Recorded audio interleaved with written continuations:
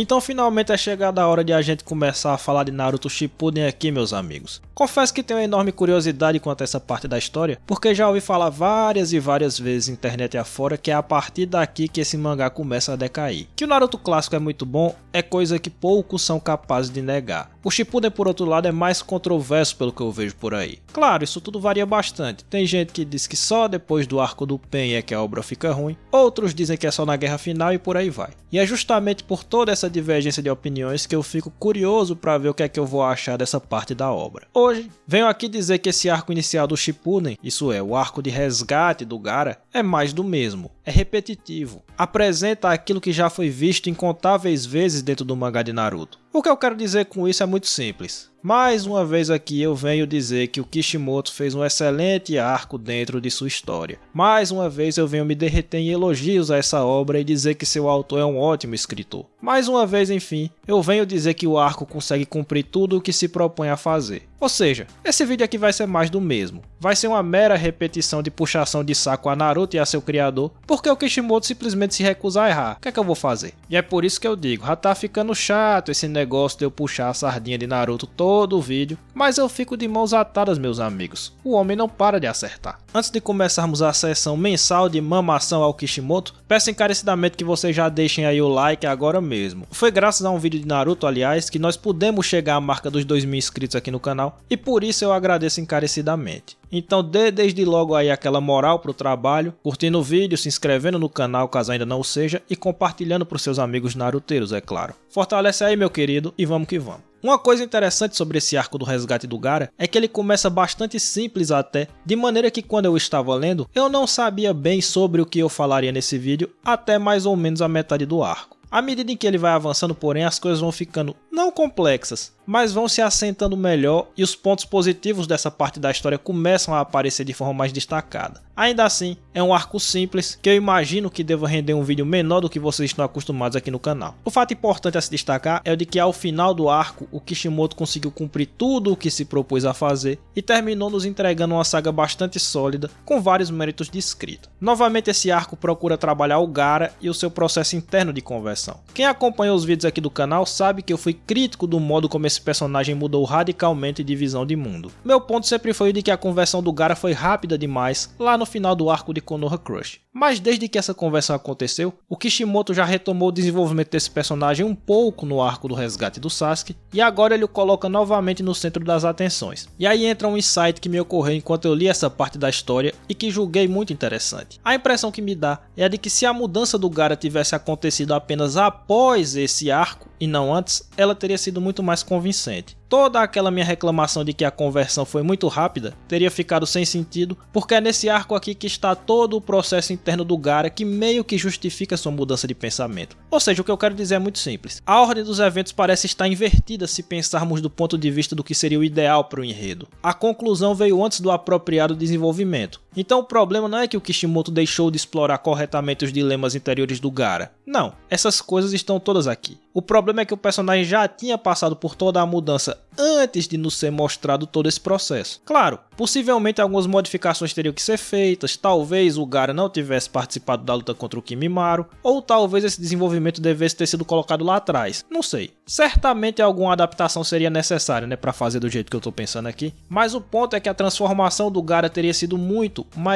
mais convincente se ela tivesse vindo depois de tudo o que vimos nesse arco aqui, porque é aqui que ele vê de maneira ainda mais clara até que ponto o Naruto está disposto a ir para ajudá-lo, para tirá-lo da solidão na qual ele se encontrou durante toda a sua vida. Aqui faz sentido que ele veja o Naruto como um verdadeiro companheiro e, portanto, que ele efetivamente veja que dá para construir relações diferentes daquelas que ele estava acostumado. Então o ideal parece ser o de que a luta entre ele e o Naruto servisse como ponto de partida, como uma maneira de deixar o personagem em certo estado de dúvida, com uma pulga atrás da orelha, vendo que o Naruto representava uma resposta diferente aos dilemas que ele também viveu. E aí depois disso, os eventos desse arco o ajudariam a ver a verdade, a encarar a vida sob outra perspectiva, ou seja, A luta servia como ponto de partida, ele ficava na dúvida, depois todos os eventos desse arco aconteceriam, e aí depois disso, depois de ver tudo que o Naruto fez por ele, depois de observar que o Naruto realmente aplicava a ele, Gaara, tudo o que ele aplicava aos outros, né? Ele, Naruto, ou seja, que o Naruto considerava o Gaara uma pessoa digna de ser salva, etc. E que os habitantes da Vila da Areia também foram cativados pelo Naruto e meio que mudaram o seu modo de pensar acerca do Gaara. E aí sim ele se convertia, aí sim ele ficava convencido plenamente de que existia um outro caminho possível, entende? Então a ordem me parece um pouco invertida. Se fosse um filme, um cinema, a gente falaria da montagem, né? As cenas estão todas corretas, todas boas, mas a montagem delas tá ruim, porque a ordem das cenas tá errada, né? Infelizmente o que nós vimos aqui foi que a batalha que ele travou com o Naruto já foi suficiente para que ele mudasse toda a sua visão de mundo, ou seja, a sua conversão já se deu ali, de uma maneira que a mim me pareceu muito apressada, porque não explorou a psicologia do personagem de uma forma adequada. Então a luta por si só já fez ele chegar a todas as conclusões que ele precisava, e seria muito melhor que fosse só um ponto de partida, como eu disse. Enfim, o fato é que aqui novamente é trazido o drama do Gaara para o centro das atenções, e nós vemos mais de tudo o que se passa em sua alma e do modo como ele passou a ser tratado de maneira diferente pelas pessoas a seu redor. Passando para o próximo ponto, devo dizer que o coração desse arco é evidentemente a luta contra o Sasori. Foi justamente ao terminar de ler essa batalha que eu percebi os méritos dessa parte do mangá. Essa é uma batalha que, resumidamente, acerta em todos os seus principais pontos. Novamente, o Kishimoto se mostra um escritor muito criativo de combates e todo o conceito das marionetes é explorado aqui de uma maneira bastante satisfatória. Aquele conceito que antes parecia bastante limitado quando víamos as lutas do Kankuro no Naruto clássico, aqui se mostra bastante rico, cheio de possibilidades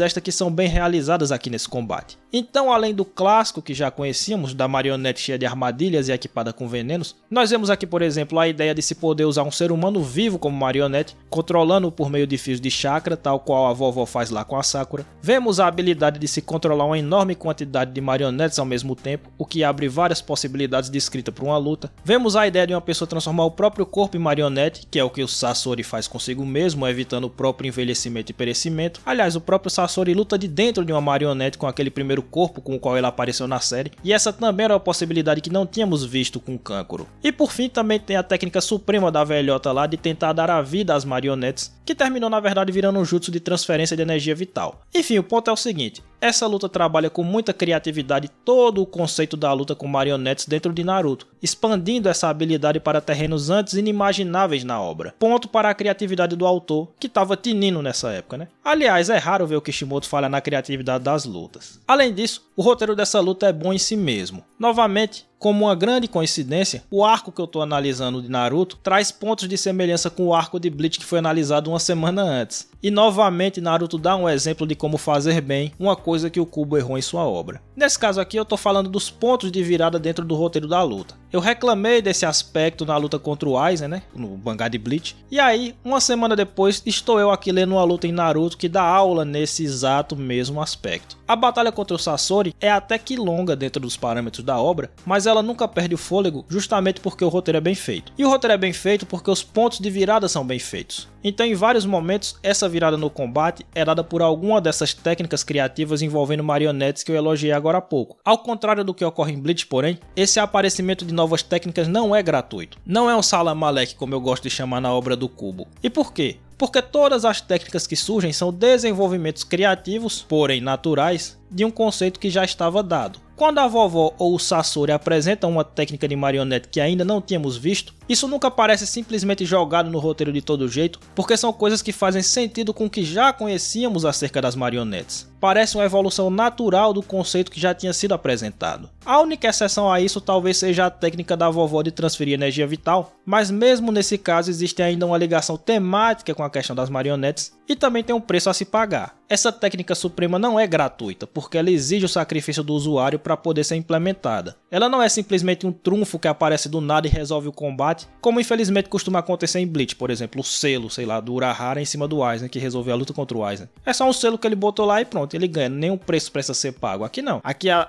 técnica pode até parecer uma conveniência de roteiro entre aspas, mas ela não é uma conveniência, porque a velha teve que se sacrificar para trazer o Gaara de volta, né? E ficou no estado de quase morte para trazer a Sakura de volta, que nem estava morta mesmo, por isso que a velha ficou viva. E como eu disse, existe ligação temática dessa técnica com o conceito das marionetes, porque estas, por mais desenvolvidas que sejam, ainda são meros bonecos. Ora, o passo mais ousado que se pode dar é tentar dar vida a um ser inanimado. Então, mesmo que essa técnica pareça muito over, ela ainda está dentro da lógica natural do conceito da marionete. Ela trabalha com temáticas bastante clássicas dentro da ficção, né? A coisa do Frankenstein, de conseguir criar vida a partir de objetos inanimados, etc. Então, como nós estamos trabalhando com o conceito de marionete, frequentemente marionetes que são utilizadas inclusive para substituir pessoas reais, né? Como o Sasori fez, ou a velha fez, com relação aos pais do Sasori, né? De criar marionetes para meio que, sei lá, deixar o garoto um pouco menos solitário. Tudo está interligado nessa questão de fazer marionetes de pessoas reais. O passo seguinte é tentar dar vida realmente para essas marionetes, criar vida a partir de um ser inanimado. Então, mesmo que a técnica pareça muito fora do conceito, ela ainda tem uma ligação temática, ela não é tirada do nada, como acontece frequentemente em Bleach. Então essa luta está pontuada por várias viradas no roteiro que, além de criativas, ainda possuem ligação com o conceito base da marionete. Com isso, a própria luta consegue se estender bastante sem ficar cansativa, sem parecer que ela já não tem mais nada a dizer. Some-se a isso o fato de que é no meio desse combate que nós temos uma justa e necessária valorização do personagem da Sakura, que faz mais aqui do que tudo que ela já tinha realizado em todo o Naruto clássico. Ora, após o time skip, essa personagem finalmente começou a mostrar ter capacidade de ser útil de verdade no campo de batalha, depois de ter aprendido a usar seu ótimo domínio de chakra para desferir socos poderosíssimos, capazes de causar sérios danos a qualquer oponente. Também suas habilidades médicas são bem exploradas no roteiro desse combate, com os antídotos que ela criou sendo utilizados de forma interessante aqui. Aliás, o Kishimoto flertou aqui com uma coisa que falei no vídeo da luta contra o Aizen, que foi a questão da condição. Quando a Sakura usa um antídoto e diz que o efeito dura apenas 3 minutos, isso também atua como uma condição, uma regra daquele jogo que dá variedade à luta e a torna mais interessante. Essa condição não é explorada à exaustão aqui, é certo, mas ela tem sim uma certa importância no andamento do combate. Enfim, outro aspecto no qual a Sakura é bem valorizada aqui é no aspecto shonenzão da coisa. Ela aqui mostra os valores que são tão importantes nesse tipo de história, como a determinação de prosseguir na luta mesmo diante das maiores adversidades, ou o espírito de auto-sacrifício em favor de outras pessoas e de derrotar o inimigo à sua frente. Enfim, o resumo é o seguinte: a personagem da Sakura sai bem valorizada do combate com o Sasori, mostrando força real em luta e a tenacidade típica dos maiores guerreiros da obra. Eu realmente passei a vê-la com outros olhos a partir dessa batalha, e isso é outro mérito do roteiro dessa luta, o que a valoriza também. Além da criatividade e dos pontos de virada bem feitos, o combate ainda serve para desenvolver uma personagem central para o mangá de Naruto e pontuar sua evolução. Ainda tem mais. Essa luta é pontuada por momentos de grande carga dramática. Toda essa coisa do auto-sacrifício da Sakura que eu mencionei e da sua tenacidade são exploradas em cenas de grande tensão. A própria vovó Chiyo também tem momentos desse tipo aqui, nos quais ela se sacrifica pela Sakura. A tensão da luta vai crescendo à medida em que ela vai avançando, e o Sasori vai exigindo das heroínas esforços e sofrimentos cada vez maiores para que elas possam se manter no combate, até que tudo isso culmina nas cenas de sacrifício que já mencionei. Então todo esse andamento da luta é bem feitinho também, chegando ao ápice com grandes cenas dramáticas que mexem com as emoções do público. Aliás, os dois novos personagens também são bem trabalhados aqui, né? Tanto o Sasori quanto a vovó Chiyo são bem estabelecidos, com maior destaque para a segunda. O Kishimoto toma cuidado em nos mostrar como ela era anteriormente e todos os motivos que a levam a mudar seu modo de pensar. Mas aqui não é apressado, apesar de ser feito em apenas o arco, justamente porque ela começa a ver as coisas de outra forma depois de ver o modo como o Naruto se importa com Gaara. Mas a mudança real dela só se dá no meio do combate com Sasori, diante de toda a demonstração de força e valentia da Sakura. Ou seja, a coisa tem começo, tem meio e tem fim, ao contrário de outras conversões que ocorreram anteriormente em Naruto, porque ela começa a ser convencida pelo Naruto, fica com a pulguinha atrás da orelha, como eu já disse, fica pensativa e no meio da luta ela percebe a Sakura também demonstrando esses valores que ela tanto valorizou no Naruto, né? Então ali elas têm a conversão dela, diante do momento de grande tensão, diante do momento de grande drama, e já tendo sido colocada a sementinha lá atrás, aí beleza, não é uma coisa feita de vez, né? E ainda tem a conclusão dessa conversão depois da luta, com toda a emocionante cena dela entregando a própria vida pela do Gaara, e também nesse momento sendo ajudada pelo Naruto, vislumbrando ao final que o futuro talvez possa trazer um mundo ninja muito diferente daquele que ela conheceu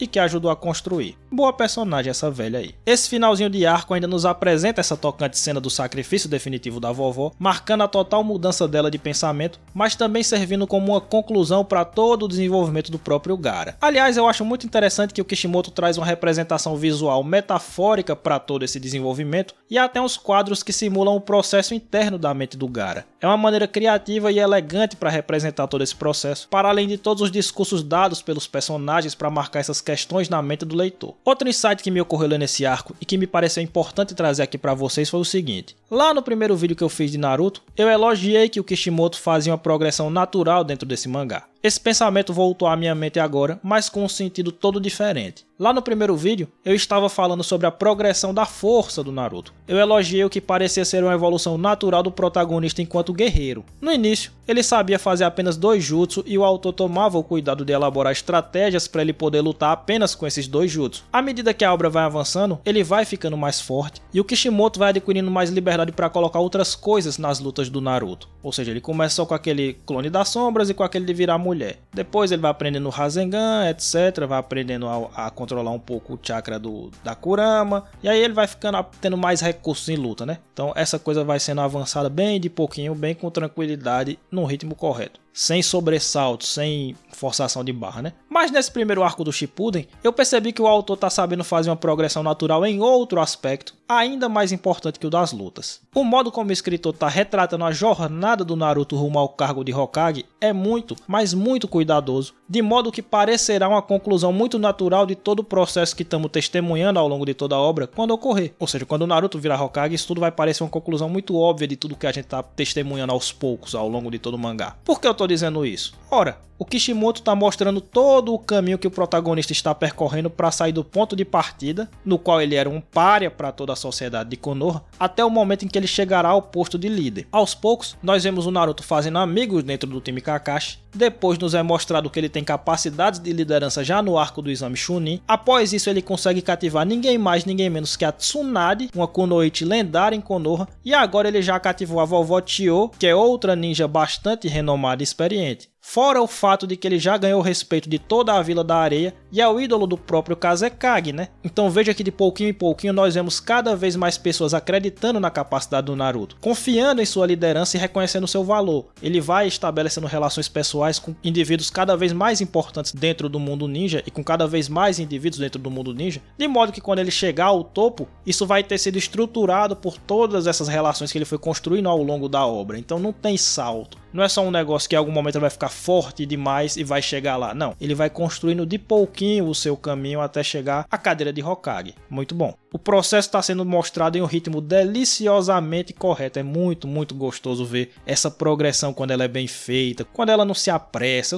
Eu já elogiei isso em Bleach algumas vezes, né? Que o Kubo não se apressa em fazer nada e eu gosto disso. Então quando a coisa vai sendo trabalhada de pouquinho, de uma maneira crível, é tão gostoso. É por isso que eu reclamo tanto quando a conversão de alguns personagens é rápida demais, porque é bom ver o processo interno, é bom ver as fases intermediárias, porque aí quando você tem a recompensa, você está sendo recompensado por todo esse caminho que você trilhou junto com o personagem. Isso aqui é lindo, lindo. Mais uma aula do velho Kishimoto aí. Respeito o homem. Todo o resto desse arco é realmente secundário perante a luta contra o Sasori, o arco da Chiyo, que é muito eficiente apesar de durar só uma saga, né? E a conclusão do desenvolvimento do Gaara. Ainda assim, há 2 elementos importantes para destacar aqui. Além de tudo isso que eu já elogiei nesse arco, nós começamos a entender melhor qual é o verdadeiro objetivo da Akatsuki, com todo aquele lance muito intrigante das Jinchuriki. E como não poderia deixar de ser, o Kishimoto foi lá e já colocou o gancho para o próximo arco, né? Ao ser derrotado, o Sasori dá algumas pistas para Sakura acerca do paradeiro do Orochimaru, e é esse o gatilho inicial do arco seguinte do mangá. É sempre muito bem amarradinho o modo como o Kishimoto sai de uma saga para entrar na próxima, com total naturalidade. Eu nunca me canso de elogiar esse ponto. Esse arco da ponte Tenchi, aliás, ou Tenchi, será comentado aqui no canal no vídeo de quinta, então fique ligado. Resumindo a ópera, senhores, Naruto Shippuden abre em alto nível, não deixando nada a dever ao que vimos no clássico. Ainda tá para chegar o dia que o Kishimoto vai errar, esse dia não foi hoje. O arco do resgate do Gaara é simples, mas efetivo em todos os seus principais pontos. A luta contra o Sasori é uma verdadeira aula de como se escrever um combate em um mangá shonen, com vários méritos de roteiro simultâneos, valorizando os personagens envolvidos, trazendo bons pontos de virada e apresentando uma invejável criatividade. Fora disso, há ainda mais desenvolvimento do personagem do Gaara e o Naruto avança mais um estágio na sua jornada rumo à cadeira do Hokage. Tudo isso em um arco simples. É como eles dizem, nada há de mais sofisticado do que fazer o simples bem feito. Já tá ficando chato, meus amigos. Todo dia eu venho aqui puxar o saco do Kishimoto. Tá perdendo a graça já, diga aí. Deixa aí teu like, compartilha o vídeo entre a comunidade naruteira e se inscreve no canal para chegarmos aos 2.500 inscritos. Quinta-feira tem mais, hein? Até lá.